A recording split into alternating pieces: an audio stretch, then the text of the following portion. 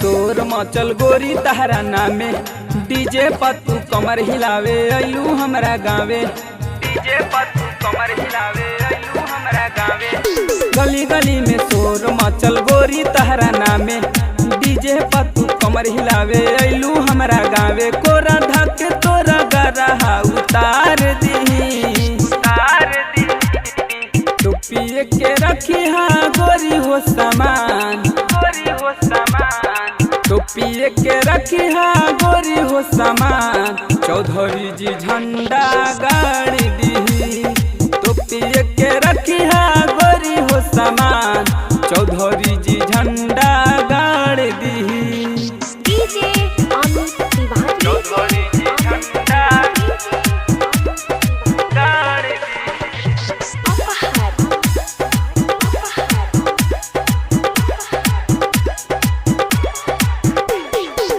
चौधरी के लइका चाहे चिखल हो, अजले न सोझा कौनो टिकल हो। अजले न सोझा कौनो टिकल हो। चौधरी के लइका चाहे चिखल हो, अजले न सोझा कौनो टिकल हो। सासाराम से डिहरी और रंगाबाद अइलू। अरवल गया नवादा में तू मर्डर करवैलू। आज बचबू न ठन झार दी, झार दी। टोपिए के रखी हाँ गोरी हो सामान, गोरी हो सामान। टोपिए के रखी हाँ गोरी हो सामान। चौधरी जी झंडा गाड़ दी।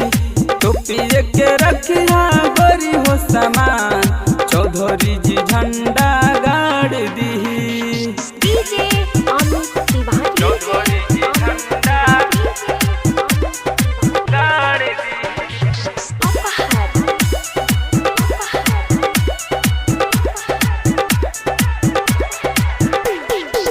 कहले की माल बाड़ू धासु हो।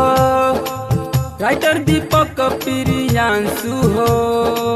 राइटर दीपक प्रियांशु हो। कहले की माल बाड़ू धासु हो। राइटर दीपक प्रियांशु हो। चढ़ल जवानी में चल अइलू एही जाना चला हो।